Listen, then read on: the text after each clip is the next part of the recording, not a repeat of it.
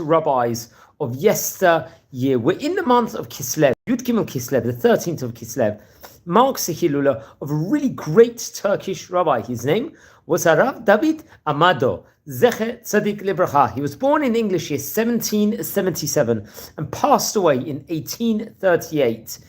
He was approximately at the time passing around 55 years of age. Really, really great rabbi. He was a Diyan, a Jewish judge, a Posek, render halachic decisions. He will be a Shliach, ציבור, also a Chazan, a cantor in the congregation, a Rosh Yeshiva, a Darshan, give over grandiose sermons, and a rabbi of Aizmir in of itself. Let's explore a few of the highlights of the great rabbi's life. So he came from great rabbinic heritage. His father's name was Rabbi Yaakov Amado, and he learned under great auspices, including Rabbi Chaim Yehuda Eliezer, who happened to be a really, really great rabbi in of itself, who happened to also be a Dayan, a judge, and let's say a rabbi that would teach halacha in Aizmir. And at a young age, he was appointed as a judge, a Dayan, and he served along in Jewish court, along with Rav Raphael Ashkenazi, who happened to be, I believe, the great rabbi of Aizmir at that point in time, and the author of various from great Torah works himself. Another great rabbi he sat with was Rabbi Yitzchak Al-Ghazi, another rabbi we spoke on various occasions before, famous rabbi in Istanbul and in also Aizmir, respectively. He would learn Kabbalah with Rabbi Yosef Raphael Chazan, who happened to be the author of the Torah great work, the Chakrei Lev, a rabbi we also spoke about before. And he would become, let's just say, in of itself, an expert within regards to the wiseness and within regards to the truth of the Torah in of itself. He would, I believe, be a prominent teacher in the famous Yeshivat Bet Levi in Aizmir. This was a very prominent yeshiva, which I think actually was founded with the help of the famous, let's say, philanthropist, the Gvir Yoasha Shem Tov Halevi Moreno, who happened to be a really great rabbi in of itself. And he was learning Torah with many of the great rabbanim over there, respectively. Now, it's actually interesting. Various different takanot came about at that point in time, enactments by the great rabbis of that city. He was also, as we stated before at the beginning of the video, a great darshan, rabbi that would give the sermons, and a shliach ציבור. And very, very much so he was. It's actually interesting. I believe he had correspondence with the famous Rabbi Abraham Pelagi over there.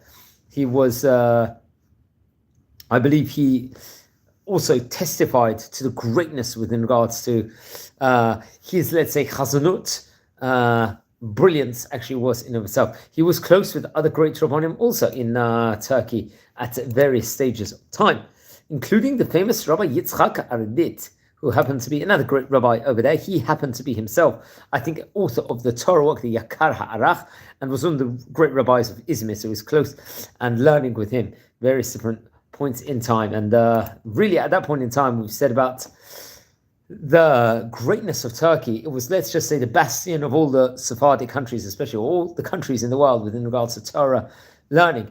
I believe he had correspondence within regards to Rabbi Chaim Pelagi, also the great rabbi. Rav Chaim Pelagi was arguably the greatest, or one of the greatest Turkey rabbis of all time, and was author of many great Torah works in of itself. He would sign correspondence and, like say, haskamot in of itself with various different rabbanim, including Rabbi Yitzchak Na'avaro, who happened to be also a great judge, a parshan in Aizmir in Turkey, and the author of the great Torah work, the Pnei Mevin and the Lev Mevin, respectively. Also with Rav Shmuel Hakim, and these were the great poseks at that point in time. And within regards to various different enactments, or the rabbis judge on various different spheres or fields in of itself, what people should be doing, what they should not be doing. There was various different gezerot, enactments that came out at different points in time in Turkey. So very much they were, for example, prohibiting, let's say, anything that was printed by Christian missionaries. They were sometimes, the Christian missionaries, I believe, were taking, compiling their own Bibles and Psalms, books of Tehillim. So they decreed that these should be banished, these specific books in of itself. And they took a tough stance against those things. I believe he had even great correspondence with more different great rabbanim, as we said before. He was in correspondence with Rabbi Raphael Ashkenazi very much. I believe at the end, towards the end of his life, just before he passed away, he would actually move to the land of Israel, and he would dwell in Jerusalem, in Yerushalayim, one of the 4 holy cities of Israel, along with Hebron, Tzfat, and also with Tiberias, respectively. So he stayed in Jerusalem, and I think, for a period of time, I believe, unfortunately, I think on Yud Gimel Kislev, in Hebrew, Taf Kuf Tzadik Bet, a plague broke out at that point in time. It was already a plague at that stage in time in Izmir, and he passed away at that point in time. Many great rabbis gave him a good eulogy for the great Chacham, including Rabbi Yosha Abraham Crispin, who we spoke about. I believe we actually dedicated a video, if I'm not mistaken, about before, who happened to be one of the great Chachamim of Turkey, Rabbi Shlomo Mochakim, and Rabbi Chaim Bija. You can pronounce it Biza. You can pronounce his name in various ways. I hope I pronounced it correctly. Including among his descendants, include Rabbi Yaakov Amado, who happened to be the great author of the Torah book, the Imrei Emet. Rabbi Chaim Moshe, there was another one of his sons, Rabbi Avraham. And I believe there was also Rabbi Avraham got married to the daughter of Rabbi Meir ben Gabbai, who happened to be another great rabbi, I believe, in that specific vicinity, if I'm not mistaken.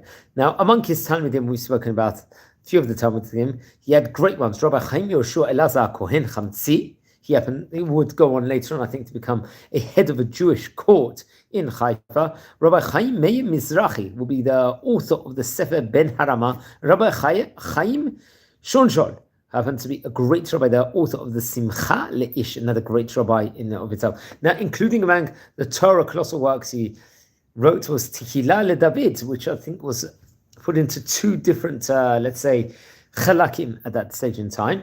I think it spoke about 74 drashot, sermons with regards to the subject of Shabbat Kala, and the Shabbat before the festival of Shavuot, the Shabbat Halabasha, Shabbat HaGadol before Pesach, Shabbat Zachor before Purim, respectively, and very great. There was another great book called the Einei David, Chidushim on the Rambam. This Torah colossal work was in of itself. I think on the Tanakh, Torah, Nevi'im, and Ketuvim, respectively, and the Shas, and it was a Shut, Sheilot, and Teshuvot books in of itself. So really, really much, very much great books.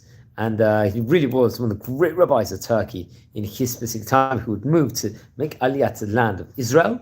And at the end, he was buried in Izmir, in Turkey, because we stated at the end of the video, after he spent periods in Jerusalem and in Hebron, he would return towards the end of his life in Turkey. He was a Talmid, just to do Chazar, of Rabbi Chaim Yehuda Eliezer, who happened to be one of the great rabbis, who hopefully we'll maybe do a video on at a later stage. He was a great Posek Halacha and the judge in Turkey. He himself passed away, I believe, in English year 1789, Rabbi Eliezer did. So please, friends, don't forget to light candles. Yud Gimel Kislev, 13th of Kislev, in memory of Rabbi David Amado. Please, everyone, subscribe to the channel, like the videos, share the videos. We are a community here, learning a bit about the great Sephardi Rabbanim of yesteryear, and take care.